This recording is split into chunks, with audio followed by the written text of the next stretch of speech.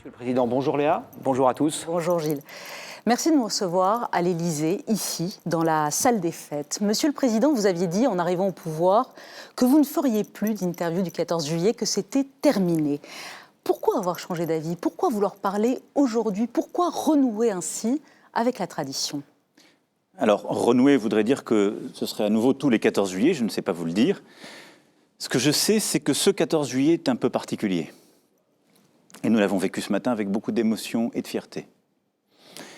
C'est un 14 juillet qui consacre la fierté d'être français, notre fête nationale, dans lequel nous célébrons nos armées. Nous l'avons encore fait ce matin, auxquelles nous devons tant, leurs familles, leurs blessés. Mais ce 14 juillet, nos armées ont accepté d'offrir un peu la vedette aux soignants, à ces femmes et ces hommes qui, pendant des mois, comme ils le font tout au long de l'année, mais cette fois-ci tout particulièrement, nous ont protégés, se sont battus pour nous face à ce Covid-19. Et c'est vrai que nous sortons de cette phase aiguë de l'épidémie. Nous n'en sommes pas débarrassés, on y reviendra sans doute. Oui. Le pays a été profondément bouleversé, traumatisé. Et je crois que ce 14 juillet avait un tour particulier qui justifie cet échange libre, ouvert, contradictoire. Revenant sur la période qui vient de s'écouler, sur aussi les 3 ans qui viennent de s'écouler, et puis nous conduisons tous à regarder la suite de la crise sanitaire, la crise économique, sociale devant nous, les défis de notre pays, mais ses forces. Parce que je disais que nous étions émus ce matin face à ces soignants qui dépliaient le drapeau français avec les militaires, émus aussi face aux familles des victimes. Et donc je crois que notre pays est dans un moment un peu particulier de son histoire. Et nous devons aussi en mesurer la gravité. Et c'est pour ça que vous aviez envie de parler aujourd'hui. Monsieur le Président, nous allons bien évidemment avec Léa vous poser des questions sur l'épidémie de coronavirus qui n'est pas terminée, sur la crise économique qui est terrible. D'abord, en quelques mots sur vous et sur le bilan. Depuis 3 ans, il y a eu de nombreuses manifestations. Les Gilets jaunes contre la réforme de la SNCF, des retraites. On a vu des slogans. On a entendu des manifestants, on a entendu des Français exprimer à votre endroit de l'hostilité et parfois de la détestation. Est-ce que vous comprenez pourquoi? Oui, je peux le comprendre. Ça va au-delà de l'opposition politique, c'est ça que je voulais vous dire. Je peux le comprendre parce que d'abord nous sommes dans un pays qui a cela, dans son histoire, dans ses tripes. Parce que aussi, j'ai sans doute laissé paraître quelque chose que je ne crois pas être profondément, mais que les gens se sont mis à détester. Ce président qui voudrait tout réformer pour que ce ne soit que les meilleurs qui puissent réussir, que notre pays finalement s'adapte à la mondialisation. Ça n'est pas mon projet. Mais le jeu, des maladresses parfois, des phrases sorties de leur contexte d'autres fois, de l'opposition, de la vie politique, a fait que cette détestation a pu être alimentée. Donc je le constate comme vous, je le regarde en face. Les critiques sont injustes. Vous les avez trouvées injustes? Ce n'est pas à moi d'en juger. Je crois que la haine n'est pas acceptable en démocratie. On peut critiquer, moi je suis pour le débat, notre pays est une grande démocratie, mais la démocratie a cela que parce qu'il y a des élections libres, parce qu'il y a une liberté d'expression, la haine dans le discours et la violence dans les manifestations ne peuvent être acceptées. Parce qu'à ce moment-là, si on les accepte, elles détruisent la liberté, en quelque sorte, qu'on avait constituée. Donc, les critiques, même si, in petto, je peux considérer qu'elles sont injustes, elles font partie du jeu démocratique. Elles sont normales. Et j'aime d'ailleurs plutôt rentrer dans la contradiction, et je l'ai fait à plusieurs reprises. La haine, le discours radical, la brutalité, je crois que ça ne fait pas partie de la vie démocratique et que ça affaiblit plutôt une démocratie. Donc, j'ai vu comme vous, en effet, durant ces 3 années, les choses parfois se faire comme cela, avec des pics. Des pics au sens, pardonnez-moi, au sens du terme. C'est-à-dire que ce n'est pas Macron démission. C'était ce qui est dans le jeu démocratique, c'est arrivé à vos prédécesseurs, c'est mort à Macron avec votre effigie au bout d'une pique. Ça relève de ce que je disais à l'instant, qui ne me semble pas, pour le coup, être dans le champ du registre démocratique. Mais qu'est-ce qui se passe dans notre pays ? Et pourquoi je crois que la promesse, le pacte démocratique que j'ai fait avec les Françaises et les Français, sur la base duquel ils m'ont élu, est toujours valable en constatant ce qui n'a pas fonctionné. Notre pays, au fond, a peur et à une crise de confiance. Confiance à l'égard de lui-même. Regardez même la période récente que nous venons de franchir. Si nous nous écoutions nous-mêmes tous les jours, on faisait moins bien que les voisins. Nous étions les pires. Quand on commence à regarder le bilan, non, il y a une épidémie, on y reviendra une fois encore, on est loin d'être les pires. Mais nous avons en quelque sorte un doute permanent sur nous-mêmes en tant que pays. Et nous avons en notre sein ce que j'ai parfois appelé ces passions tristes, c'est-à-dire des forces de division. On lisait ce matin un texte du général de Gaulle qui en parlait lui-même, qui parfois nous conduisent à ne plus vouloir avancer parce qu'on ne pense qu'à ces divisions-là. C'était vrai quand je suis arrivé. Mais justement, c'est ce que j'allais vous dire. Vous parlez des passions tristes. C'était une de vos grandes promesses de campagne. Vous disiez, je serai le président qui va réconcilier les Français, qui va en finir avec les passions tristes, avec le ressentiment, avec l'esprit de défaite. 3 ans après, les Français sont divisés peut-être plus que jamais. Pourquoi vous n'y êtes pas parvenu? Écoutez, vous avez raison d'abord. Je n'y suis pas parvenu. Est-ce que ça veut dire que je vais arrêter de me battre, d'essayer de convaincre, de porter un tel projet? Non. Mais j'ai sans doute fait des erreurs qui ne m'ont pas permis d'y parvenir, et puis nous avons vécu le chaos, si je puis dire, et le grand fracas du monde. Depuis plusieurs années, ce que vit notre pays traumatise profondément. L'histoire est revenue, et l'histoire la plus tragique. Nous nous parlons aujourd'hui, moi je n'oublie pas qu'il y a 4 ans, le même jour, à Nice, les attentats frappaient notre pays à nouveau. Et cette ville, j'ai une pensée pour, évidemment, la ville de Nice et toutes les familles de victimes. Mais nous avons vécu le terrorisme. Nous avons vécu, au fond, des crises économiques à répétition et le chômage de masse qui affaiblit des familles et fait douter. La crise d'un modèle méritocratique républicain, qui est pour moi presque le plus important de nos problèmes au fond. Nous avons vécu une crise sociale sans précédent avec les Gilets jaunes, qui a été la colère d'une partie du peuple français, qui pour la plupart du temps travaillait en vivant mal et s'est dit ce monde n'est pas fait pour nous, les réformes qu'ils font, ce qu'ils nous demandent de faire n'est pas fait pour nous. Et en demandant du pouvoir d'achat, mais au-delà de cela, d'être rassuré sur au fond un projet de société, sur l'endroit où allait la France. Nous vivons une crise internationale, du multilatéralisme, un allié américain qui doute, quand il ne se retire pas, des grandes puissances qui reviennent dans notre voisinage. Mais votre responsabilité à vous, donc. Et là, nous venons de vivre une grande pandémie. Votre et donc, responsabilité. face à tout ça n'est pas, vous en conviendrez, un grand accélérateur de confiance. Moi, j'ai mené, au début de ce quinquennat, avec le gouvernement d'Édouard Philippe, les gouvernements d'Édouard Philippe, des réformes tambour battant. Parce que je considérais que c'était sur ce pacte que les Françaises et les Français m'avaient élu.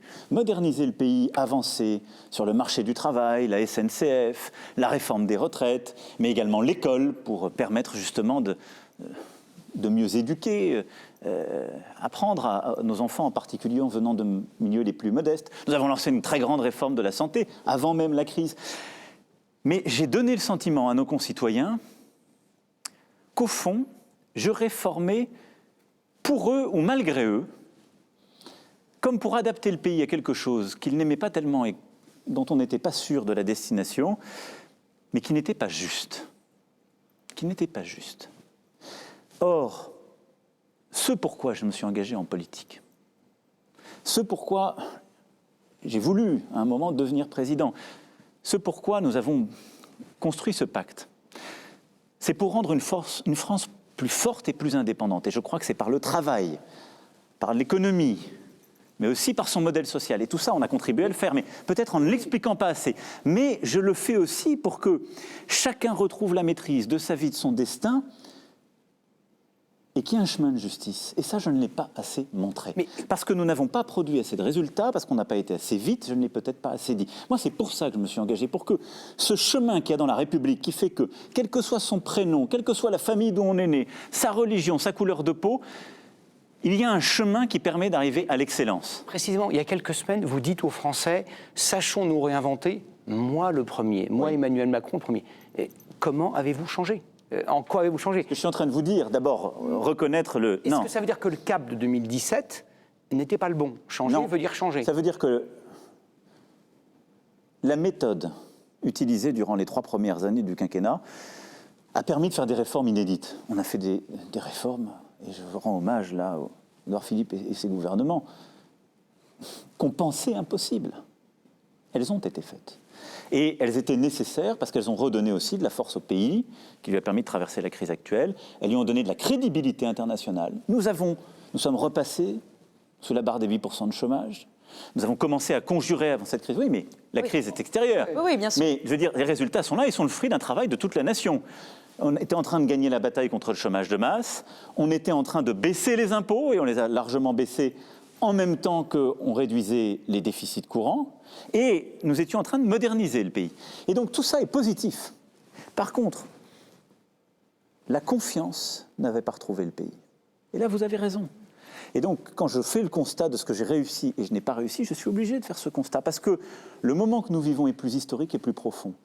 Et donc, ce que vous m'avez sans doute vu infléchir durant la période de la crise que nous venons de vivre, et ce que j'ai souhaité déployer avec un nouveau Premier ministre, une nouvelle équipe, mais plus profondément dans ce projet pour le pays, ce n'est pas changer de cap, de destination finale, qui est d'avoir une France forte, indépendante, dans une Europe autonome, et au fond que chacun puisse vivre mieux. C'est de changer de chemin pour y arriver. C'est d'associer davantage. C'est de passer davantage par le dialogue social, par l'association avec les élus. Et c'est peut-être de bâtir plus fortement une confiance si fragile. Et tous les Français, de quelque bord politique qu'ils soient, ont reconnu que le Premier ministre, Édouard Philippe, avait fait un bon job, ça avait été un bon capitaine dans cette terrible tempête sanitaire. Pourquoi l'avez-vous remercié, là, urgemment, tout de suite, maintenant ? Parce que c'est une page politique et de la vie du pays qui se tourne. Parce qu'on ne peut pas dire on emploie un nouveau chemin, une nouvelle méthode, un nouveau temps du quinquennat, et dire on le fait avec la même équipe. Vous m'auriez à ce moment-là posé, à juste titre, la question exactement contraire. Comment pouvez-vous nous dire que vous allez changer de chemin et de méthode alors que vous avez les mêmes ? Sauf qu'il a tout sauf démérité, aux Bien sûr yeux que oui, même des Français. Mais, et à mes yeux, au premier chef, si je puis dire. Vous savez, en 2017, lorsque j'étais élu, j'ai fait le choix pour diriger le gouvernement de nommer un responsable politique qui était peu connu des Françaises et des Français, qui n'avait pas fait ma campagne, qui ne venait pas de ma formation politique et de celle qui m'avait conduite au pouvoir. C'est inédit dans la Ve République. Il n'y a pas d'autres exemples.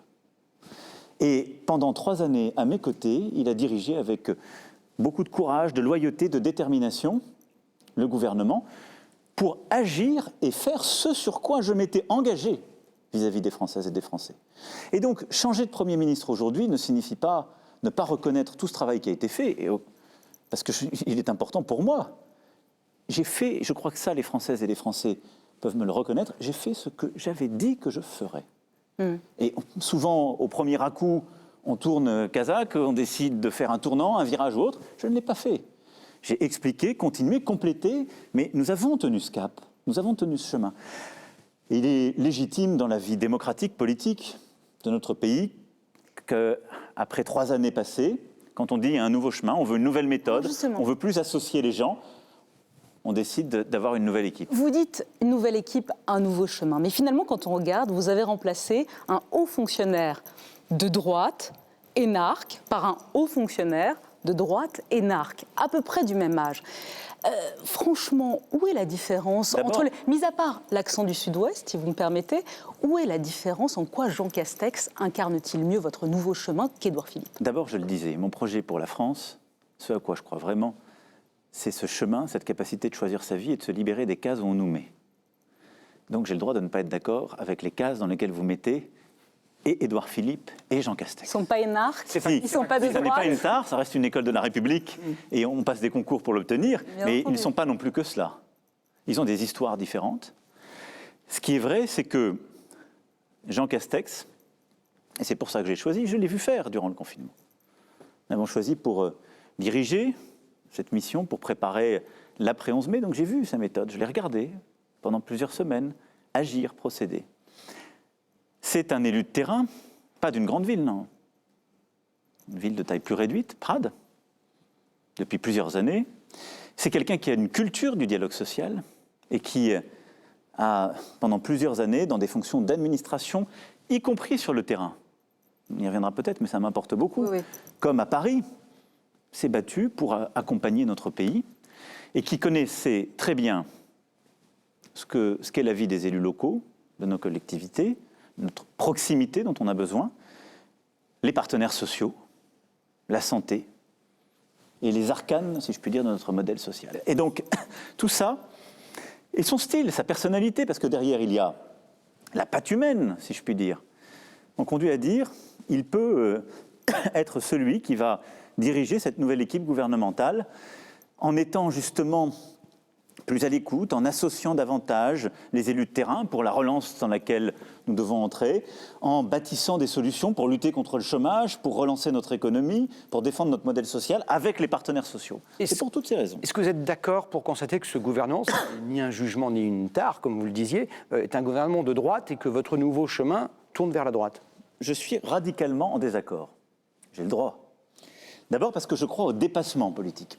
Les Françaises et les Français, quand il y a la crise du Covid, ils nous demandent de les soigner bien. Ils ne se posent pas la question de savoir si le soin est de gauche ou de droite. Quand la relance arrive, ils demandent qu'elle soit efficace et juste. Ils ne demandent pas qu'elle soit de gauche ou de droite. Le gouvernement qui est aujourd'hui constitué, qui sera complété dans quelques jours sans doute par des secrétaires d'État ou commissaires, est un gouvernement, quand je le regarde, qui a des femmes et des hommes qui viennent de ce qu'était la droite de notre champ politique, ou de ce qu'elle peut encore être, comme de la gauche. Et à peu près autant d'un côté que de l'autre. Il doit y avoir 14 personnalités qui ont eu des mandats politiques à gauche, ou qui ont eu des engagements en soutien à gauche. Qu'est-ce que ça veut dire? Donc vous revendiquez toujours le et en même temps? Je revendique précisément le dépassement politique. Parce que nos concitoyens m'ont élu là-dessus. Le dépassement politique, c'est de dire « je prends les meilleurs, ceux qui sont capables de porter ce projet ». Et donc, j'ai un Premier ministre qui a cette histoire d'élu local, de hauts fonctionnaires, que vous avez rappelé et que j'ai essayé de compléter, et une équipe avec des gens compétents qui sont dans la politique parfois depuis des décennies, pour d'autres qui y sont depuis 3 ans et qui sont arrivés à mes côtés, pour quelques autres qui ont eu essentiellement une carrière locale, et puis des personnalités de la société civile, comme on dit, qui ne connaissaient pas la vie politique. C'est ça la force de notre pays. C'est la promesse sur laquelle j'ai été élu, que je continue de mettre en œuvre. Monsieur le Président, vous avez érigé la lutte contre les violences faites aux femmes comme grande cause nationale. Alors bien sûr, il y a la présomption d'innocence, mais comprenez-vous que la nomination d'un homme visé par une enquête pour viol à la tête du ministère de l'Intérieur, un ministère précisément très important quand il s'agit de lutter contre la violence faite aux femmes, que cette nomination provoque émoi et colère? D'abord, je respecte toujours l'émoi et la colère des causes justes. Et donc la cause féministe, je la partage. J'en ai fait un fil rouge de ce quinquennat. Et lutter contre les violences faites aux femmes, lutter pour l'égalité réelle, effective entre les femmes et les hommes, est un combat sur lequel je ne céderai rien. Nous avons d'ailleurs fait plusieurs avancées, voté des lois importantes en reconnaissant de nouveaux délits. Nous avons commencé à déployer des moyens. Ça ne va pas assez vite, je sais les attentes des associations. Depuis le début de cette année, 1000 places ont été libérées pour protéger. On va commencer en septembre, enfin, et je sais que c'est trop lent pour beaucoup, à déployer les bracelets électroniques qui permettent là aussi de mieux protéger. Les téléphones grande détresse ont commencé d'être déployés eux aussi. Donc on va continuer d'accélérer, de faire.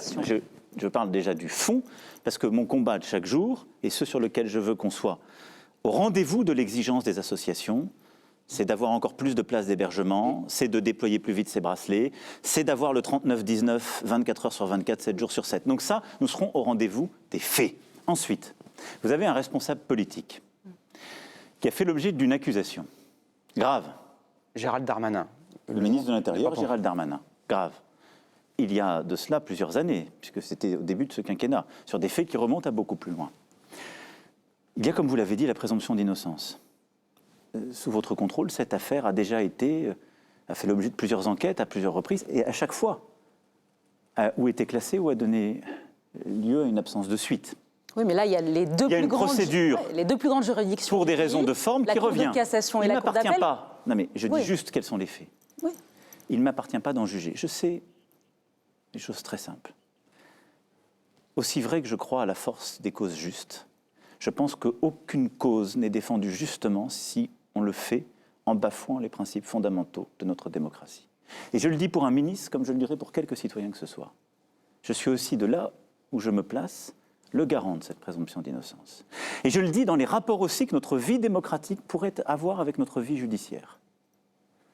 si, à partir du moment où quelqu'un est accusé, n'est pas jugé, il devient, en quelque sorte, la victime d'un jugement de rue ou de réseaux sociaux.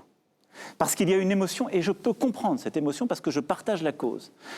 Alors s'impose le choix politique démocratique de dire celui-ci ou celle-là ne peut pas avoir de responsabilité politique. Mais vous n'avez Notre démocratie change de nature. Elle devient une démocratie d'opinion.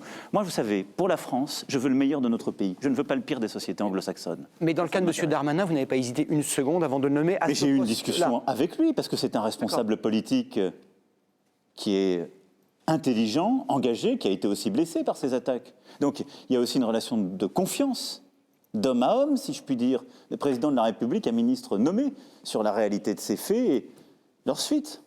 Monsieur le Et je Président, sais que lui-même, d'ailleurs, est sensible à cela pour pouvoir exercer dignement ses fonctions. Mais ce que je dis là est important, parce que je chéris cette cause juste de la lutte contre les violences et de l'égalité effective entre les sexes. Mais je chéris ce qui peut faire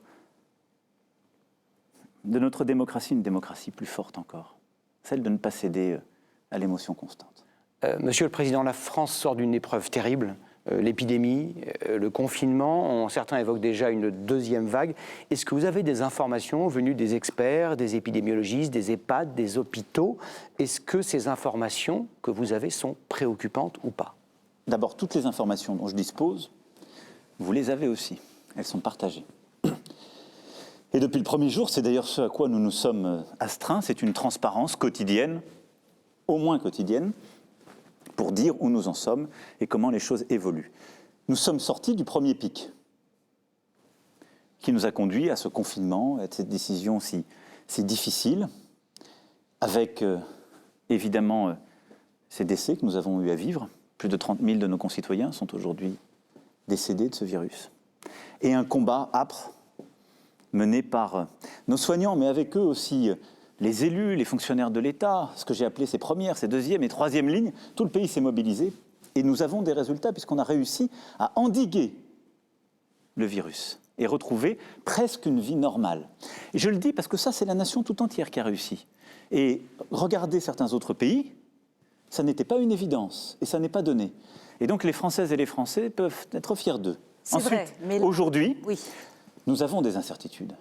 Toute la difficulté de cette période que nous avons vécue, c'est qu'on doit décider par gros temps sans tout savoir. Et nous avons tous vécu ce que peuvent être aussi les controverses entre les scientifiques. Il n'y a pas une ligne ou une doctrine. Il y a ceux qui vous disent ferme, il n'y aura pas de deuxième vague. Ceux qui vous disent elle est pour bientôt et c'est sûr. Ce que je vois... Là, vous ne savez pas, vous? Ce qu'on voit, c'est qu'il y a des pays où ça repart très fort. Les États-Unis d'Amérique, par exemple. Il y a, dans beaucoup de pays voisins, des indices d'une remontée. Et nous-mêmes, nous avons ces fameux indicateurs que nous suivons, le R effectif, qui est en train de augmenter, qui est passé un peu au-dessus de 1. Ce qui veut dire qu'une personne qui a le virus transmet au moins à une personne le virus. Bon. Et les médecins voient revenir ça des se maladies. réaccélère. Et vous avez raison, les appels, des débuts aux urgences. Donc nous avons des signes que ça repart quand même un peu. Face à cela, nous devons prévenir et nous préparer.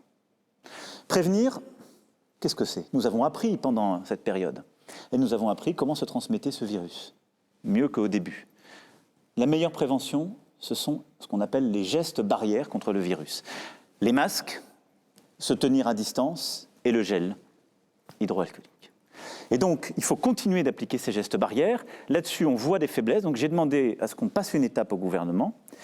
Et je souhaite que dans les prochaines semaines, on rende obligatoire le masque dans tous les lieux publics clos. On le fait dans les transports, ça marche très bien, mais c'est un peu erratique dans les lieux publics clos. Les protocoles, par exemple, le restaurant fonctionne très bien, doivent être respectés, mais Dans les magasins. dans les magasins, À etc., quelle date, monsieur le ça veut dire qu'il faut que les choses s'organisent. On ne va pas le faire du jour au lendemain, mais je recommande à tous nos concitoyens qui nous écoutent de porter le masque au maximum quand ils sont dehors et a fortiori quand ils sont dans un lieu clos. Et on va observer la situation, mais nous mettre en situation de pouvoir, par exemple, à partir du 1er août, le rendre totalement obligatoire. Donc les centres commerciaux dans lesquels, à droite, un magasin est interdit aux personnes non masquées et à côté, à 10 mètres de là, est ouvert aux personnes masquées, c'est terminé le 1er C'est août. le charme de la France. on dit les règles uniformes. C'est quand même la santé publique qui est en jeu. Je suis d'accord, mais pourquoi je dis ça en plaisantant? C'est que vous me dites, c'est pas cohérent. Le charme de la France, c'est que on est contre les règles uniformes en disant c'est totalement absurde, et dès qu'il n'y a pas de règles uniformes, on les demande. Bon, donc oui, je pense qu'il faut passer une étape, mais le plus important, c'est que ma recommandation, c'est d'en mettre. Ensuite, dans les événements à l'extérieur, quand on a une bonne distance, on n'est pas forcément tenu. Là aussi, c'est plus prudent. Non, mais le Technival... Voilà, on a vu des événements récents. Mettez des masques. Mettez des masques. Ou certains de vos ministres qui se sont fait des bises sans masque lors de la passation de pouvoir. C'était les émotions de passation de pouvoir. Le Premier ministre leur a dit, et vous avez constaté qu'après, les règles ont été strictement observées. Et je dis ça, et je le dis aussi pour nos jeunes, parce qu'on a demandé des efforts énormes à notre jeunesse dans cette période. Et j'espère qu'on y reviendra, parce que pour moi, c'est l'un des fils rouges des prochains mois, prochaines années. Mais nos jeunes ont souvent des formes légères. Et quand on regarde la mortalité, c'est de manière écrasante les plus âgés qui décèdent. Et donc, ils pourraient penser, parce qu'ils ont des formes qu'on appelle asymptomatiques, que c'est pas grave, qu'eux peuvent prendre tous les risques. Simplement, quand ils prennent ces risques, ils accélèrent la propagation du virus. Et ils peuvent le transmettre à d'autres, à des aînés. Donc voilà, le masque et on protège. Ça, c'est le premier pilier de la stratégie. Le deuxième, c'est les tests. On les a largement déployés. On doit être à près de 370 000 tests par semaine au moment où je vous parle. Ça devait être 700 000. Pardon ? Votre ministre de la Santé, Olivier Véran, disait que ce serait 700 000 par semaine. Mais on a la capacité. Simplement, la demande, aujourd'hui, n'est pas là. Donc, ce que nous allons faire, ce que j'ai demandé au gouvernement, c'est d'ouvrir. On a largement la capacité. On a la capacité de les faire. On a la capacité des principes et des réactifs pour les déployer. Simplement, ce qu'on va encourager, c'est de permettre à toute personne sans prescription médicale, même quand elle n'a pas de symptômes, si elle a un doute, une crainte, de pouvoir aller se faire tester. Parce que c'est une bonne manière ensuite, une fois qu'on est testé, d'être isolé et de réduire la diffusion. Et puis la troisième chose, c'est se préparer au pic, s'il y en avait un. Alors justement, Monsieur le Président, pour être clair, et il faut qu'on avance parce qu'il faut absolument qu'on vous entende sur la relance économique, mais encore une ou deux questions sur le Covid pour être très clair. Vous aviez admis dans votre allocution d'avril dernier qu'il y avait eu des failles et des insuffisances. S'il y a une deuxième vague qui arrive, est-ce que cette fois-ci, nous serons prêts? Est-ce qu'il y aura suffisamment de masques, de gel, de tests, de respirateurs, de médicaments? Ou est-ce qu'on risque une nouvelle pénurie? Oui, nous serons prêts. Nous serons prêts et cela a été préparé sous l'autorité du Premier ministre, avec le ministre de la Santé, mais tous les ministères compétents, les services compétents, pour qu'on ait les bons stocks, en bonne quantité, parce que maintenant aussi on voit, en période, si je puis dire, de crise extrême, quelle est la quantité qu'on consomme. Ça a été beaucoup plus que ce qui était dans toutes les projections, plus de 10 fois plus.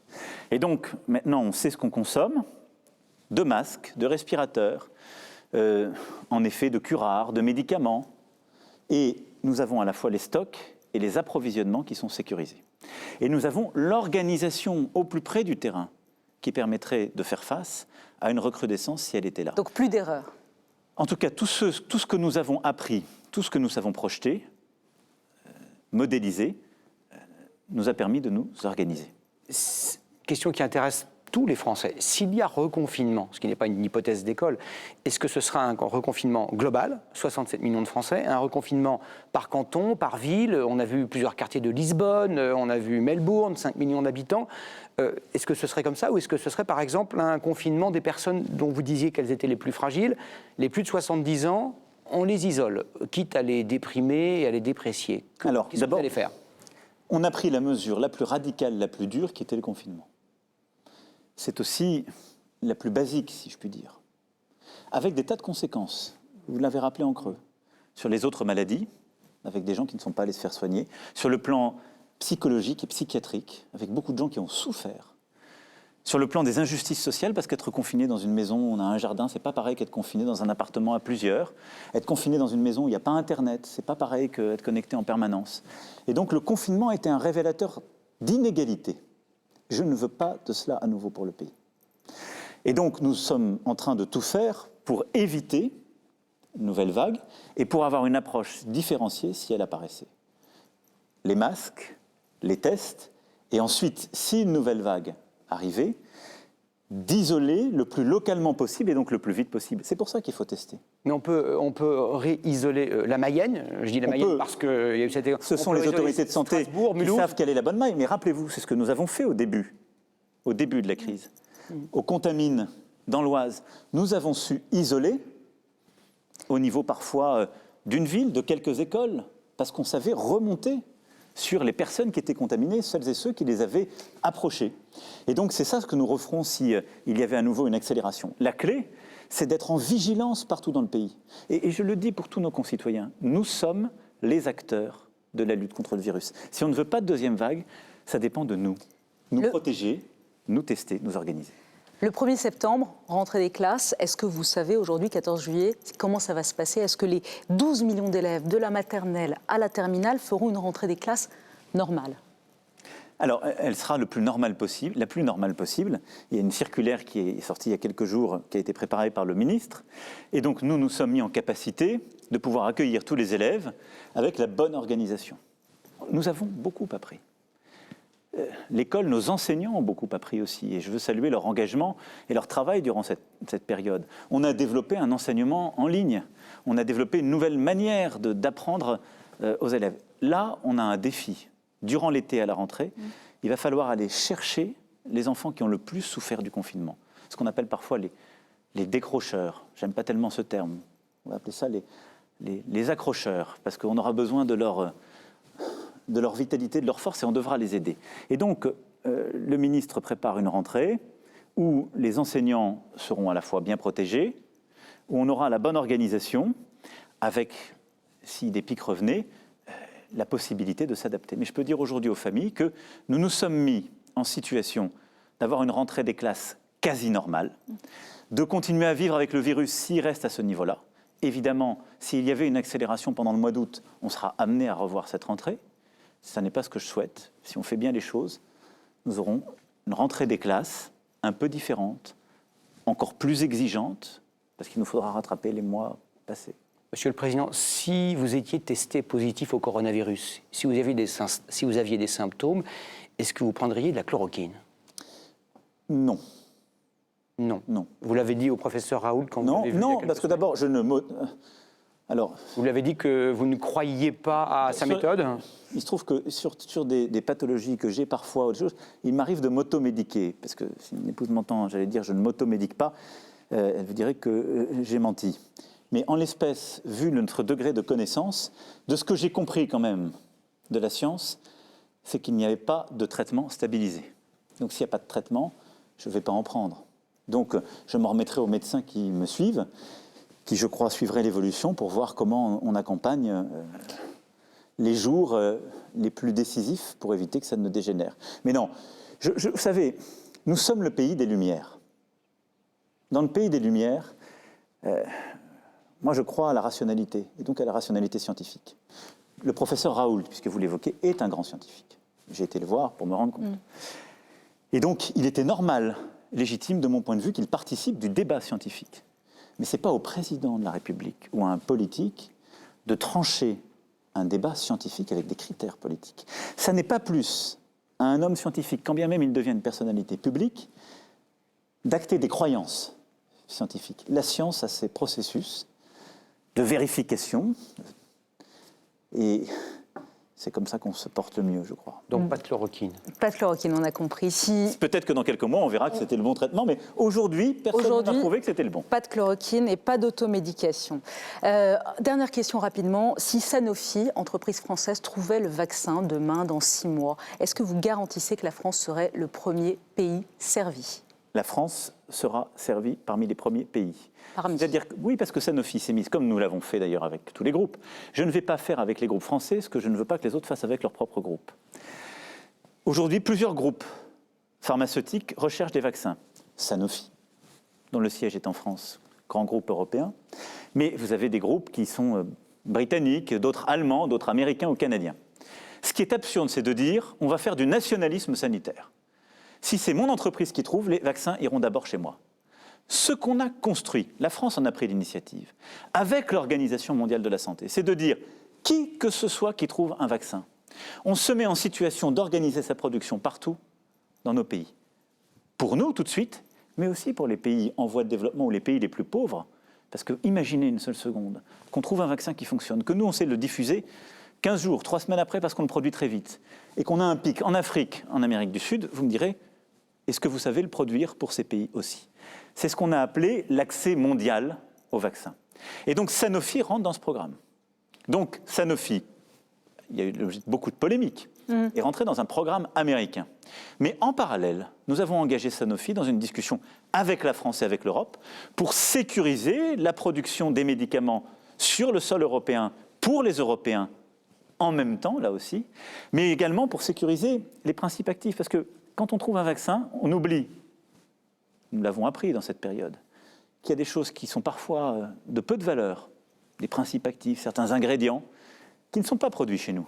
Et si on vient à en manquer, on crée la dépendance. Et donc là, on a des discussions avec les Japonais, avec d'autres Européens, pour sécuriser cela. Donc oui, je vous le garantis, mais ce qu'on a travaillé, c'est d'avoir véritablement un accès international au vaccin. C'est ça la coopération sanitaire à laquelle je crois. Il ne faut pas qu'il y ait un nationalisme. On peut avoir un patriotisme industriel, j'y crois, mais le patriotisme, c'est l'amour de sien, c'est l'amour des siens, pas la haine des autres. Il ne devrait pas y avoir de nationalisme sanitaire au mauvais sens du terme. Monsieur le Président, cette crise a aussi fait plonger notre économie. Oui. L'INSEE prévoit pour la fin de cette année 2020 900 000 chômeurs de plus. C'est vertigineux. Est-ce qu'il faut s'attendre à ça? Ou à moins, ou à plus? Il est impossible de dire aujourd'hui le chiffre, mais il vous paraît réaliste? Oui. Quand je regarde l'INSEE, la Banque de France, tous les instituts qui font référence écrivent qu'il y aura entre 800 000 et 1 million de chômeurs de plus à l'horizon du printemps 2021. Pourquoi? Parce que nous avons mis d'abord notre économie à l'arrêt pendant 2 mois. Et le redémarrage est ensuite très difficile dans plusieurs secteurs. Le secteur de la culture a été durement frappé, continue de l'être. Ce qui est un drame pour notre art de vivre à la française. C'est aussi pour ça que le plan de relance doit être un plan culturel. Mais ce qui est un drame pour des centaines de milliers, des millions de nos concitoyens qui vivent en travaillant à l'occasion de ces festivals. L'événementiel, les hôtels, cafés, restaurants, le tourisme, une bonne partie du commerce, les travaux publics, le bâtiment. Beaucoup de secteurs ont été impactés, d'autres qui sont en crise parce qu'il y a des conséquences mondiales de cette crise qui a touché tout le monde. L'aéronautique, l'automobile, etc. Et donc, nous allons avoir des plans sociaux, ils ont commencé. Et nous allons avoir une augmentation du chômage. Massive. Massive. Alors, ce qu'il faut faire, c'est nous préparer collectivement, agir pour défendre les emplois existants et en créer au plus vite dans les secteurs qui sont en expansion. Et donc, soutenir l'activité, soutenir les salariés et se préparer à la suite. Et ça, c'est ce qu'on a fait du premier jour. Le fameux « quoi qu'il en coûte » que j'ai prononcé au mois de mars, c'était la première réponse contre le chômage. Parce que, est-ce qu'il est toujours valable, quoi qu'il en coûte, aujourd'hui? La vérité, c'est qu'il est en train de continuer à se déployer. Mais nous allons maintenant... Et il était légitime, une fois encore. Il était légitime parce qu'il y avait le feu à la maison. Et donc on n'allait pas compter les seaux. Et ce quoi qu'il en coûte, il était légitime parce qu'il évitait une casse sociale, économique, avec les drames qui l'accompagnent, que nous aurons payés hier ou demain. Et donc cet effort se poursuit. Mais comment les choses se font dans le temps? Dès le mois de mars, nous avons décidé à un niveau qu'aucun autre pays au monde n'a décidé. Je le dis parce qu'on peut être fier de la France, parfois. Et en l'espèce, je crois qu'on le doit. Nous avons accompagné les salariés avec un dispositif de chômage partiel qui n'a pas d'équivalent. Qui est le plus généreux en Europe. Qui est le plus généreux en Europe. L'Europe est le continent le plus protecteur au monde. Et le plus coûteux en Europe également. C'est vrai, c'est le plus coûteux, mais pourquoi? Parce qu'on a fait en sorte qu'il n'y ait pas de licenciement à cause du Covid dans cette période-là. Et donc que les gens puissent rester dans l'entreprise en étant payés en chômage ou en étant payés à moins travailler. Et donc c'est vrai qu'on a distribué énormément de chômage partiel et on a eu plus de 40% des salariés de notre pays qui ont été concernés par cette mesure. Avec 84% de remplacement de salaire, parfois complété par les entreprises. On a fait le prêt garanti aux entreprises, ce qui a permis aux indépendants, aux commerçants, aux petites entreprises, mais parfois aussi aux plus grandes, d'avoir des aides en trésorerie. On a fait des reports de charges, on a même fait ce qui n'avait jamais été fait dans notre histoire, des exonérations de charges. C'est-à-dire que dans certains secteurs, hôtels, cafés, restaurants, culture, sport, événementiel, on a dit, on annule les charges. Tout ça nous a permis de tenir et d'éviter de trop détruire d'emplois. Là, on rentre dans une phase où l'activité n'est pas tout à fait normale. Qu'est-ce qu'on fait? On va continuer d'investir pour préserver les emplois et les compétences. Parce qu'on a appris de la crise d'il y a 10 ans que si on licenciait trop vite dans ces périodes, on détruisait des compétences pour l'entreprise et on mettait des gens dans le désarroi économique. Et j'ai réuni dans cette salle, ici, il y a 1 mois et 15 jours, à 2 reprises, l'ensemble des partenaires sociaux. Et nous avons eu une discussion extrêmement intense, nourrie, puis ils ont eux-mêmes travaillé entre eux, et nous avons décidé pour le pays d'un dispositif inédit d'activité partielle de longue durée, qui permet de garder dans l'entreprise les salariés, de les payer parfois les uns en acceptant de travailler un peu moins, en allant vers des formations, et d'avoir l'État qui abonde ces dispositifs. Et donc c'est un plan, si je puis dire, anti-licenciement. Mais à quel coût, Monsieur le Président, quand on voit... Très important. Ah, oui, mais à quel coût aussi pour les salariés? Monsieur le Président, quand on voit dans certaines entreprises comme de Richebourg, filiale d'Airbus, on demande aux salariés de baisser de 20% leur salaire pour pouvoir les garder. Vous, si vous étiez salarié, si votre patron venait vous dire, soit vous baissez votre salaire de 20%, soit je ne peux pas vous garder. Vous feriez quoi? Vous acceptez le deal ou vous dites c'est du chantage inacceptable? D'abord, ça ne doit pas être du chantage, ça doit être le dialogue social. Et c'est comme ça qu'on l'a conçu avec les partenaires sociaux. Enfin, le choix n'était pas immense en l'occurrence. Non, mais c'est pour ça que c'est pas du... Le licenciement ou la perte de 20%. Mais moi, pour notre pays, je préfère au maximum qu'il y ait, et je vais y revenir parce que ce n'est pas seulement le salaire qu'on doit baisser, qu'il y ait des salaires qu'on accepte de baisser momentanément plutôt que des licenciements. Parce qu'après, parfois, on met des années à revenir vers un emploi. Mais ça doit passer par le dialogue social. C'est-à-dire que ce qu'on a conçu, ce à quoi je tiens, et qui contribue aussi d'une conviction que j'ai conçue et forgée à l'expérience, c'est quand il y a de la peur, de la conflictualité dans notre pays, le dialogue social, à l'échelle de la branche et de l'entreprise, a une valeur inouïe. Il a une valeur inouïe parce qu'il permet de mettre les gens autour d'une table. Et quand on se parle, pour dire les choses, pour partager ses contraintes, aucun patron ne veut que ses salariés travaillent moins. Aucun. Et je veux dire, ils partagent le même risque. Le patron prend souvent même plus de risques. Et un patron, il veut plutôt embaucher davantage et avoir plus d'activités. Mais parfois, on ne sait pas assez se mettre autour de la table. Ça a été mon défaut aussi. Et donc là, ça n'existe, ce dispositif, qu'en mettant autour de la table, que par du dialogue social, dans la branche, dans l'entreprise, et en faisant quoi? En disant, on accepte de la modération salariale, pour un temps. Moi, je souhaite qu'elle s'accompagne, et on a mis en place ce dispositif, d'intéressement et de participation. Pourquoi? Parce qu'il faut que le salarié qui accepte, dans cette période, de faire un effort, le jour où ça va mieux, il ait droit aussi à sa part du mieux. Ça doit s'accompagner d'une modération des dividendes. Et c'est ce qu'on a demandé aux entreprises, auxquelles on abonde. C'est-à-dire que si on dit aux salariés de faire un effort, l'actionnaire doit faire un effort aussi.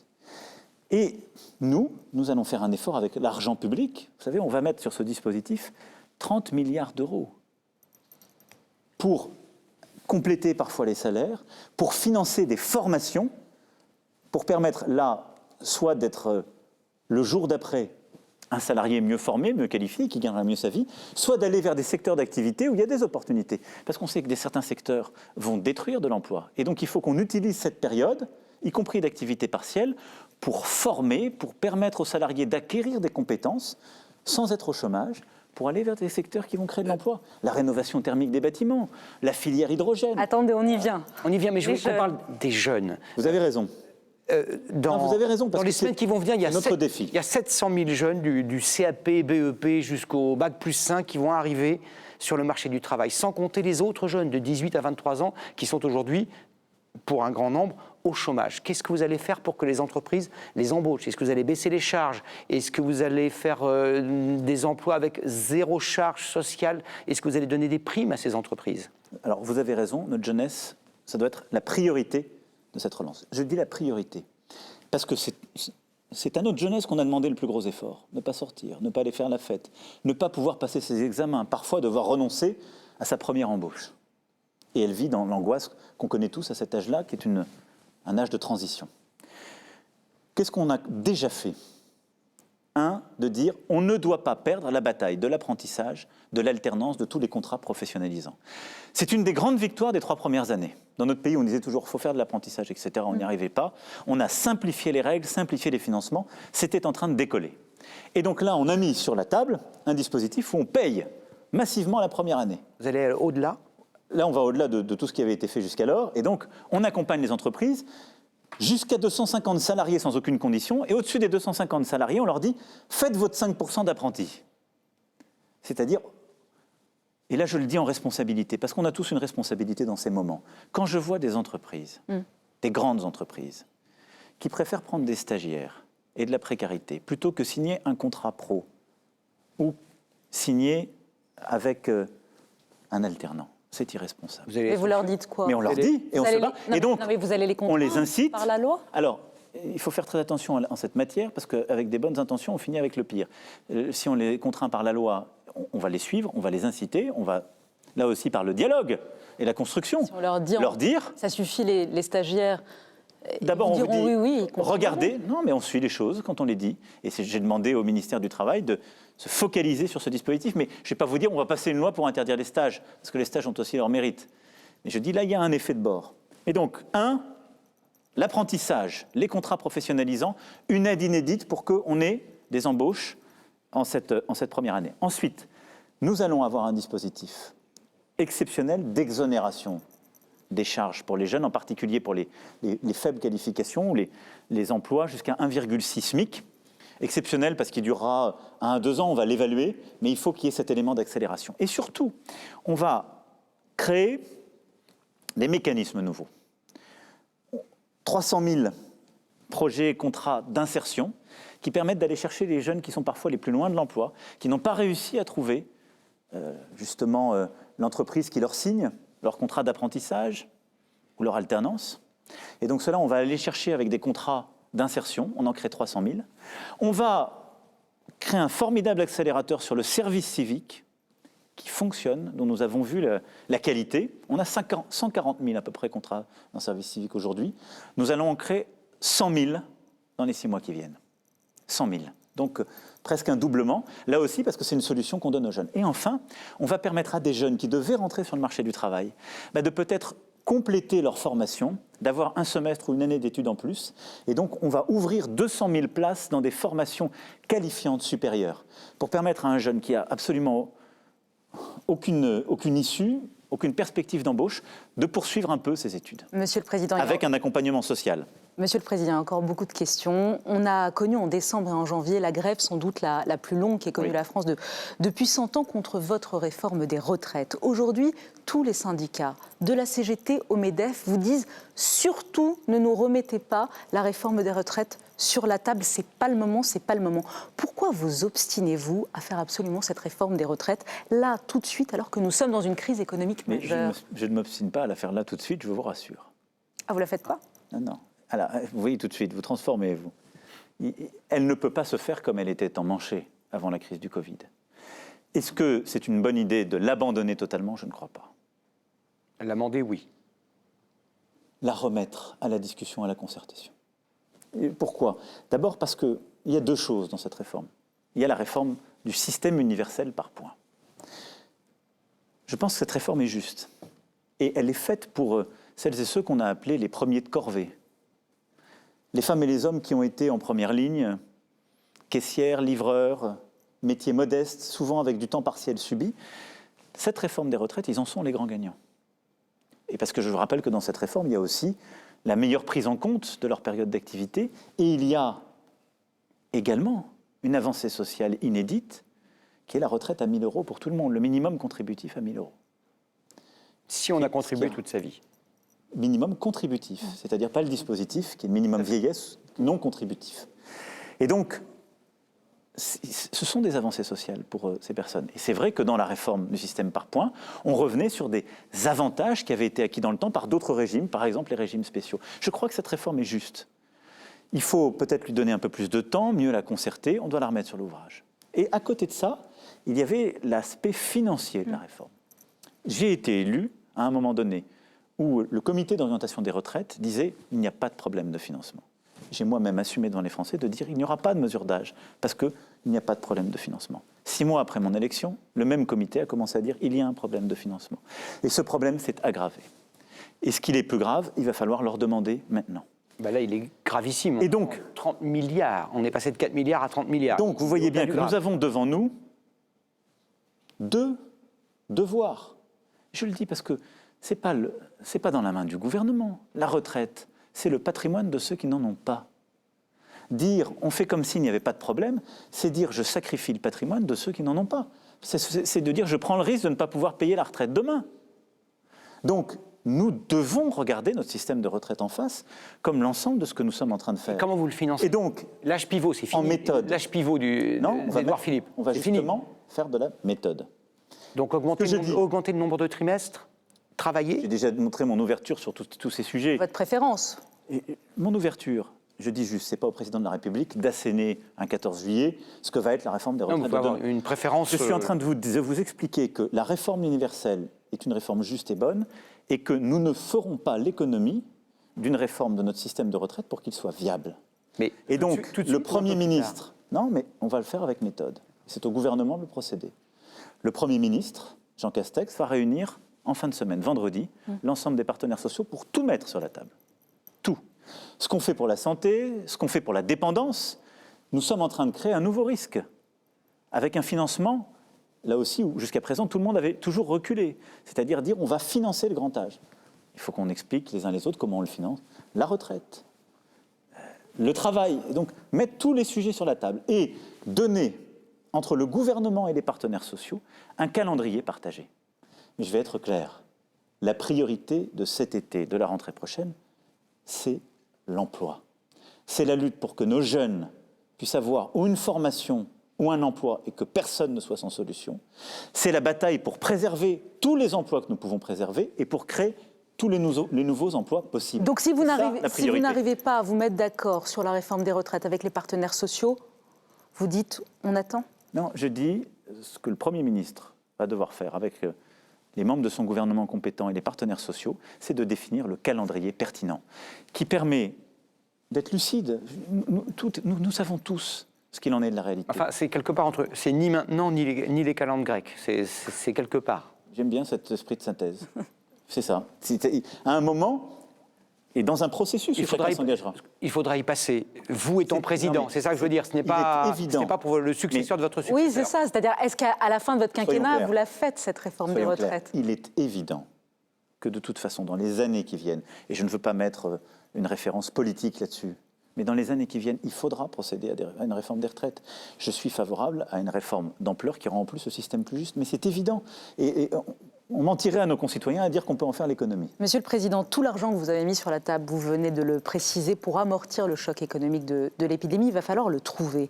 Est-ce que vous prenez aujourd'hui officiellement l'engagement devant les Français que vous n'augmenterez aucun impôt, aucune taxe jusqu'à la fin du quinquennat? Il y a une trajectoire fiscale qui a été décidée, votée par la représentation nationale, c'est celle qui sera tenue. Elle correspond aux engagements que j'avais pris. Il y a par exemple une trajectoire fiscale pour certains impôts pour financer la dépendance. Il y a aussi des baisses d'impôts sur le revenu, de taxes d'habitation. Je pense qu'on ne résout pas une crise comme celle-ci en augmentant les impôts. Pourquoi? D'abord parce qu'on l'a fait à chaque fois. Si on dit on va augmenter les impôts, les gens ne consomment pas, le doute s'installe et le pays ne repart pas. Nous avons massivement dépensé 460 milliards d'euros d'engagement public pendant cette phase, à ce stade, à ce jour. Ces 460 milliards, c'est une large part de garantie qui, à un moment donné, normalement, devront revenir dans nos caisses. Ce sont des avances en trésorerie, mais c'est aussi du vrai budgétaire, de la vraie argent mis. On aura à le compléter par un plan de relance massif sur des secteurs d'avenir et sur les compétences, parce que je veux que ce soit un plan de relance industriel pour bâtir notre souveraineté industrielle et donc faire relocaliser certaines industries, écologique. Et donc, je l'ai dit, ce nouveau chemin ne passe que par la capacité à développer la filière hydrogène, les nouveaux moteurs, à développer massivement la rénovation thermique des bâtiments, à équiper beaucoup mieux le pays, par exemple dans ses approvisionnements en eau. Et donc ça, je le dis, je finis juste, ça, ce sont des investissements. Ces investissements, ils sont légitimes. Et je peux les assumer devant la nation en disant, ils font partie de cette dette Covid que nous allons mettre de côté et amortir sur le très long terme. Et ces investissements, je vais les financer comment? D'abord, parce que nous sommes en train de nous battre à l'Europe pour avoir justement des financements européens. Parce que nous avons obtenu durant cette crise l'une des plus grandes avancées européennes des dernières décennies, l'accord franco-allemand du 17 mai dernier. Il a été fondamental. Ensuite, le 18 mai dernier, pardon, entre la chancelière et moi-même. Ensuite, nous allons avoir une dette qu'on va amortir sur le très long terme. Et puis, ce sont des investissements. Et donc, on aura un retour sur ces investissements dans la nation. Je peux dire légitimement aux plus jeunes, on est en train de vous bâtir une filière hydrogène. Vous pourrez vous déplacer moins cher avec des véhicules adaptés. On vous crée des filières industrielles qui vont faire de l'emploi chez nous. Quand je finance de la rénovation thermique des bâtiments, on baisse la facture et donc on a un retour sur On va y venir, mais et juste, à côté de cela, j'entends bien. Mais vous avez juste- des dépenses de Alors, fonctionnement. c'est ce que j'allais... Non. Oui, Non, alors ça, c'est la Léa, dépense. vous voulez- Mais juste elle une est assez question. obstinée sur les impôts, Léa. Non, mais les impôts, j'ai sur été les très impôts, clair. vous dites pas d'impôts, Pas on est d'impôts. d'accord. Même pour les plus riches, pas de tranche supplémentaire, pas de retour de l'ISF, pas de taxe d'habitation. À la fin, en 2023, ils ne paieront pas, comme les autres, les très très riches, la Alors- taxe d'habitation. Eux ne font pas plus d'efforts que les autres. Alors, je vais y répondre point à point, vous avez des questions précises. L'ISF. L'ISF, nous n'avons pas supprimé l'ISF, Vous l'avez- nous avons transformé l'ISF en impôt sur la fortune immobilière, conformément à mon engagement. C'est-à-dire que nous avons supprimé l'impôt sur le capital qui est réinvesti dans les entreprises et l'action. Et ce faisant, vous vous privez de 3 milliards de recettes fiscales chaque année. Regardez les chiffres et Non, mais- vérifiez, ils sont beaucoup moins importants. Pourquoi ? Parce qu'on fait revenir des gens qui, du coup, font réinvestir. Et c'est cohérent. Nous avons d'ailleurs les résultats de cette politique, puisque nous avons obtenu le rang de numéro 1 en termes d'attractivité en Europe, ce qui n'était jamais arrivé à la France ces Donc, dernières décennies. on ne revient Donc, pas sur l'ISF. on ne va pas revenir sur la partie où on taxe l'entrepreneur qui réinvestit dans l'économie. Elle est absurde. Et au moment où on relance, on a besoin d'investisseurs, de gens qui travaillent. Ensuite, la contribution spéciale, etc. Nous sommes un des pays où la fiscalité sur le revenu est la plus importante. On a baissé. La baisse, d'ailleurs, s'est plutôt faite sur les premières tranches de l'impôt sur le revenu. Et ce que je vais dire les yeux dans les yeux en sortie de crise, la priorité, c'est de remonter l'impôt sur le revenu de ceux qui gagnent le plus. Non, ça ne réglera rien. Ça découragera plutôt un enrichissement par le travail. Or, moi, j'ai besoin de femmes et d'hommes qui s'engagent, ont envie de tirer leur famille, leurs proches, etc. Que notre pays assume la justice sociale et l'esprit de conquête. Il y a une option qui est possible, c'est à la main du gouvernement, qui serait de décaler un peu pour les plus fortunés d'entre nous, la suppression de la taxe d'habitation, ce qui est peut-être en période de crise quelque chose de légitime. Et j'entends ce que vous dites, moi je partage ça aussi.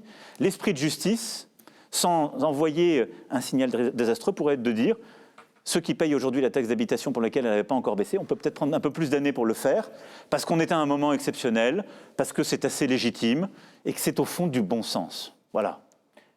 Il y a 3 semaines, les Français ont élu dans de nombreuses villes, dans de grandes villes, Strasbourg, Bordeaux, ailleurs, des maires écologistes. Vous avez vous-même invité, convoqué une convention dite citoyenne, et vous êtes engagé à soumettre un certain nombre de questions à référendum. Combien de référendums ? Quand ? Et sur quelles questions précises et concrètes ? Alors, la seule question sur laquelle il peut y avoir un référendum, compte tenu des demandes qui ont été faites par les citoyens de la Convention citoyenne, est une réforme constitutionnelle. Celle de l'article 1er, qui place l'objectif de lutte contre le réchauffement climatique et aussi le respect de la biodiversité dans notre texte constitutionnel. J'y suis favorable. Je pense que c'est une avancée majeure et je pense que c'est une avancée qui permettra de créer du droit et donc des contraintes et d'aider à transformer notre pays. La Constitution ne me permet pas aujourd'hui de décider d'un référendum demain matin sur cette base.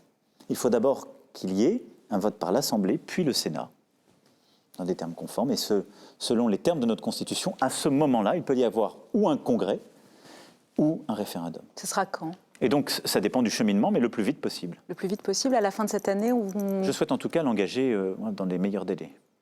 Ensuite, il y a énormément de propositions, 146 autres, qui ont été faites par nos concitoyens. Et je veux ici souligner l'innovation dont la France a été capable. Aucun pays au monde n'a procédé à une telle convention sur des sujets aussi compliqués. Et moi, j'en ai acquis la conviction, après la crise des Gilets jaunes, un moment où d'ailleurs beaucoup de nos concitoyens, avec sincérité, force, ont dit « nous, on ne veut pas choisir entre la fin du mois et la fin du monde ». On croit dans la cause écologique. Mais simplement, vous ne nous donnez pas de solution. Et c'est vrai que ça a souvent été le malentendu dans notre pays.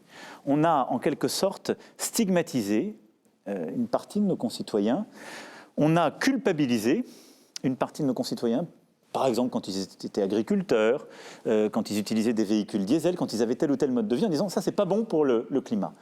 Nous sommes un grand peuple de 66 millions d'habitants. On doit trouver un chemin commun pour bâtir un nouveau modèle écologique et productif. Monsieur le Président, en quelques mots, parce que reprendre 146 mesures, tout ça est très clair, tout ça est très flou et abstrait, si vous me permettez. Concrètement, dans la vie des Français, dans 6 mois, qu'est-ce qui changera pour eux ?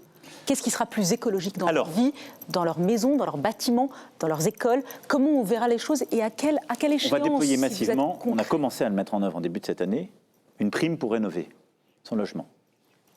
Beaucoup plus fort. Elle est en train de décoller, si je puis m'exprimer ainsi. On va y mettre beaucoup plus d'argent pour que les ménages, les plus modestes en particulier, mais les autres, puissent procéder aux rénovations pour dépenser moins d'énergie dans la maison et en même temps préserver notre climat. C'est écologique et social. Nous avons commencé à mettre en place des mécanismes d'accompagnement, cette prime à la conversion. 800 000 Françaises et Français ont changé de véhicule. Ils ont changé d'un vieux véhicule polluant pour prendre un véhicule de dernier modèle, ou hybride, ou électrique, ou essence ou diesel, mais beaucoup moins polluant. Je veux qu'on ait un très large programme, beaucoup plus simple encore, qui est en quelque sorte « je roule écologique et modeste ». Troisième sujet, nous allons nous rénover massivement les bâtiments. Et donc je veux qu'on se lance dans un grand programme de rénovation de nos écoles, de nos EHPAD pour commencer, en lien avec les collectivités publiques qui sont derrière ces bâtiments. Mais nous pouvons faire des économies d'énergie massives, avoir nos enfants et nos aînés qui vivent beaucoup mieux, produire de l'emploi pour faire ces rénovations et faire cette transition. Autre exemple très concret, aller beaucoup plus vite et fort sur la réduction du trafic dans les zones à forte émission. Quand on respire mal, qu'on a ces enfants qui respirent mal, des enfants qui ne peuvent pas aller à la récréation comme les autres enfants parce qu'il y a trop d'émissions, nous allons accélérer les mécanismes de transition. Ce qui est important, c'est qu'on doit rentrer, et ce plan de relance en est l'opportunité, dans la construction d'un modèle qui est à la fois écologique, industriel et environnemental. On ne va pas recréer l'industrie d'hier. Mais on peut, en France, redevenir une grande nation industrielle grâce et par l'écologie. Pourquoi ? Parce qu'on ne va pas importer des matériaux de l'autre bout du monde dont le bilan carbone est absolument abominable. On va reproduire dans nos régions. Parce que le numérique va nous permettre aussi de produire des plus petites quantités plus vite grâce à l'impression 3D. Parce qu'on va aider nos entreprises, petites, moyennes et grandes, à investir pour passer à ce modèle écologique. Moi, je crois à cette écologie du mieux, pas à cette écologie du moins. Est-ce que vous croyez aussi aux mesures concrètes ? Vous avez dit, et plusieurs membres de votre gouvernement ont dit, à la fin de ce quinquennat, plus aucun trajet pour les Français en France métropolitaine qui puisse être fait en 2h30 en train ne sera fait en avion. Oui, je crois. Le 1er octobre prochain, vous irez faire une réunion publique, un meeting, que sais-je, en train, comme l'a fait votre prédécesseur François Hollande, qui pendant quelques mois l'a fait et qui s'était perçu que c'était très compliqué pour un chef de l'État de se déplacer en train. Alors, un chef de l'État, il peut avoir des contraintes en termes de sécurité, c'est tout à fait vrai. C'est ce qui avait conduit François Hollande à changer, parce que quand vous le faites en train, mais qu'il vous faut 3 wagons pour sécuriser, avoir une solution de repli, donc il y a d'autres contraintes. Donc vous ne le ferez sans doute pas vous. Non, mais je ne ferai pas de gadget. Et donc je le ferai à chaque fois que c'est possible, dans des conditions qui sont réalistes. Et ça, vous avez ma garantie. Mais plus important, je souhaite que, et nous avons fait cette demande, plutôt nous avons mis cette condition pour la compagnie Air France. Partout où nous avons déployé du TGV dans notre pays, et où telle ou telle ville est à 2 heures de Paris, 2h15, est-ce que les lignes intérieures, qui sont de 1h, 1h10, se justifient encore ? Non. Et donc là, on doit rationaliser notre modèle. Et donc ça, c'est très concret, vous avez raison. Par contre, quand vous avez le train qui met 3, 4, 5, 6 heures, est-ce que le vol domestique, la ligne d'avion se justifie ? Oui, parce qu'on a besoin d'aller à Brive, on a besoin de continuer à développer à Toulouse, à Pau de l'industrie, on a besoin de continuer à aller dans des villes qui sont des chefs-lieux de département, elles-mêmes des métropoles, où l'industrie a commencé à se développer, et on ne va pas du jour au lendemain dire on ne fait plus d'avions. Donc il faut le faire là aussi, avec du bon sens, mais ce sont des choses très concrètes, la transition écologique. On va redévelopper le fret ferroviaire massivement. On va redévelopper les trains de nuit, là aussi. On va redévelopper les petites lignes de train, parce que tout ça, ça permet de faire des économies et ça permet de réduire nos émissions. En vous écoutant avec Léa, quelque chose nous est venu à l'esprit. Vous annoncez tellement de chantiers à venir, tellement de réformes. On se dit qu'il vous reste 600 jours, 2 ans, c'est très court. Ça ne vous invite pas à aller au-delà? Vous ne pensez pas qu'il vous ferait des 50 plus? Je pense que le moment dans lequel nous sommes peut être une opportunité. Si chacune et chacun d'entre nous en prend la mesure et se dit « je bâtis la France de dans 10 ans ». Et donc moi j'ai un objectif à 6 mois. Tout faire pour éviter le maximum de plans sociaux, réduire leur importance avec les mesures d'urgence qu'on a pu prendre, faire que la rentrée pour nos plus jeunes se passe dans de bonnes conditions, protéger. Voilà. C'est un objectif à 6 mois. J'ai un objectif à 18-24 mois, évidemment, qui est d'essayer d'avoir un plan de relance qui a au maximum déployé les choses et commencé cette transformation. Et après ? Mais l'objectif, nous devons l'avoir pour le pays à 10 ans. Parce que ce que nous sommes, ce que cette crise peut nous apporter, c'est au fond la possibilité de rendre la France plus forte en répondant à des problèmes qu'elle n'avait pas su traiter par temps calme. Nos divisions, nous ne savons pas les traiter par temps calme. Tout à l'heure étaient évoqués des textes du général de Gaulle. La France de 1940, il y a 80 ans, elle s'effondrait.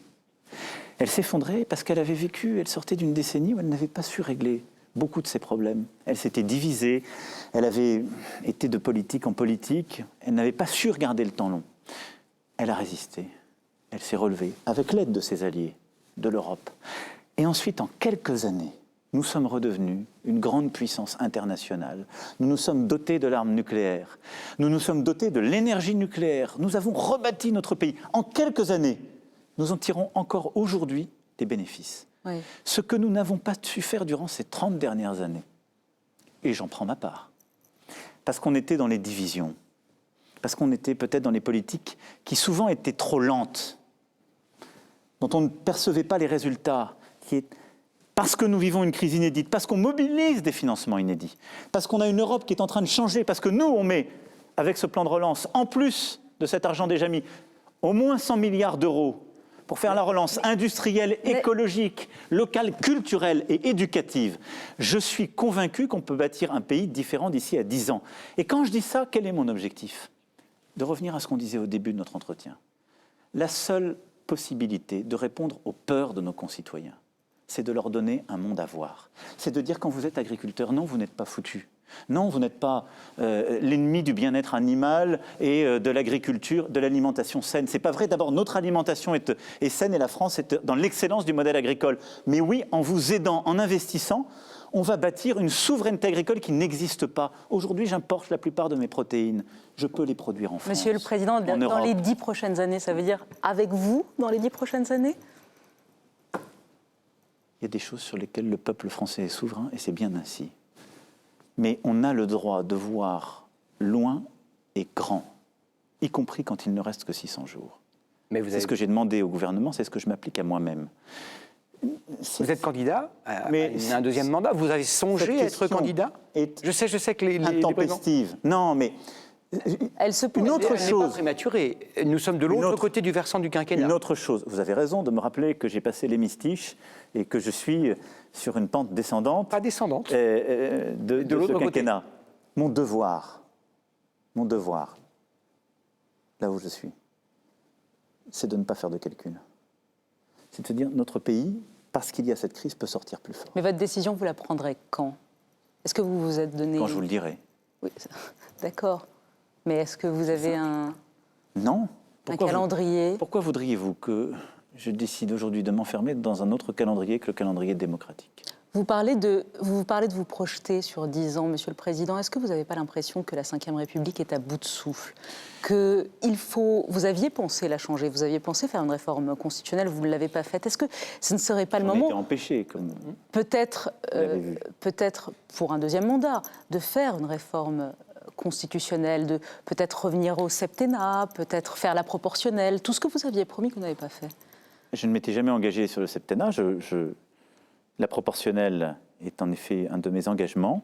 Et après, je souhaite toujours réduire en particulier le nombre de parlementaires. Et il y a un chemin que la Constitution impose et pour lesquels les données politiques, les contraintes politiques ne me permettent pas de le faire. Je pense que nous vivons une crise démocratique profonde. On ne peut pas avoir les niveaux d'abstention que nous avons vécus à des élections municipales sans nous dire que quelque chose ne va pas. Et pour moi, ça procède de plus loin. C'est que s'est installée l'idée que les gouvernants ne pourraient rien changer. La pire des maladies dans une démocratie, c'est le « à quoi bon ?» qui crée une espèce de fatalisme et à côté de ça, de colère absolue. À quoi bon se disent les uns et plutôt tout abattre se disent les autres. Au risque d'ailleurs de faire bousculer ce que nous avons conquis de haute lutte par notre histoire. Je crois que notre pays a la ressource. Mais c'est à nous de faire aussi notre part. D'avoir un État bienveillant qui accompagne, qui facilite, qui va plus vite. Mais de retrouver ce chemin dont je parlais tout à l'heure. Dans notre République, quand on naissait dans une famille, on se disait, j'irai dans l'usine, l'entreprise ou la mairie où travaillent mes parents. Quand on réussissait bien à l'école, parce qu'un instituteur vous avait repéré, on savait quel était le chemin, parce qu'on réussissait bien à l'école, qui permettrait de gravir les échelons dans la société. Moi, je suis l'enfant de cette République. Moi, il n'y a rien dans mon histoire familiale qui justifiait que je me retrouve avec vous aujourd'hui. Je le mesure des jours comme le 14 juillet. Moi, je l'ai fait parce que, sans doute, des femmes et des hommes ont eu la chance de croiser des instituteurs de la République qui ont dit à leur famille un peu incrédule elle peut continuer, il va continuer. Et ils ont fait un chemin, et ce chemin, ils l'ont fait faire à leurs enfants. Et ce chemin, il n'est plus perceptible par nos concitoyens. C'est parce qu'ils sont réfractaires, non. Français ou gaulois? Non, vous le disiez? je suis gaulois, moi aussi, réfractaire, mais je l'ai dit en m'incluant. Non. Ça l'est parce que nous avons progressivement construit des corporatismes. On a oublié cette promesse.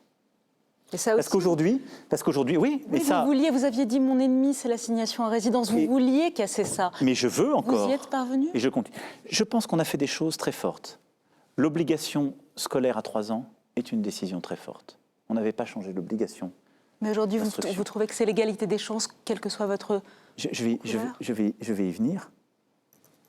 Ce qu'on a fait pour l'école, avec le dédoublement des classes, pour l'orientation, pour le supérieur, c'est un début. On doit aller beaucoup plus loin, beaucoup plus fort. Aujourd'hui, vous avez raison.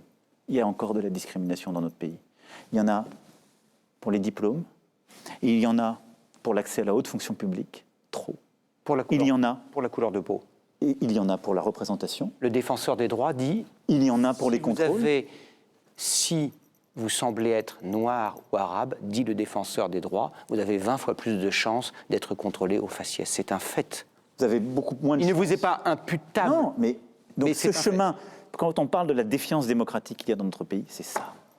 Et quelle que soit votre couleur de peau, c'est ça. Et je veux, avec beaucoup plus de force, m'attaquer à cela. Donc oui, on va le continuer sur l'école. Vous parlez du contrôle au faciès. Je l'ai dit au Premier ministre et au ministre de l'Intérieur. Ça fait trop longtemps qu'on parle de cela. Nous allons tout reprendre et généraliser avant la fin du quinquennat toutes les caméras piétons qui permettent, sur ces sujets comme sur celui ensuite, des modes opératoires, de rétablir la confiance entre la population et la police. Donc il y aura des caméras partout? Des caméras qui sont justement portées dans chaque brigade qui intervient et qui permettent de retracer la vérité des faits, qui permettent de protéger, de rétablir cette confiance. Le gouvernement y reviendra, mais c'est pour moi un élément essentiel de ce patriotisme républicain auquel je crois. Mais donc oui, notre Ve République, elle traverse des doutes, des crises. Est-ce que je cède à la fatalité? Non. Je pense que nous avons devant nous des mois qui seront durs. Moi, je ferai tout pour protéger les Françaises et les Français. Mais nous avons des défis qu'il nous appartient de relever. Et ça dépend de chacune et chacun d'entre nous. Ça ne dépend pas que du gouvernement. Ça dépend de toutes les Françaises et tous les Français. J'essaierai de conduire ce chemin, mais celui qui consiste à ce que chaque Français, chaque Française puisse choisir sa vie dignement dans la République. Et que nous rebâtissions à nouveau une nation de citoyens forte est mon seul objectif. Merci. Merci, Monsieur le Président, d'avoir répondu à nos questions. Merci beaucoup, Léa. Merci Gilles, merci Monsieur le Merci Président. à vous. Et bon 14 juillet à vous et à tous nos compatriotes. Très bon 14 juillet à tous. Merci beaucoup.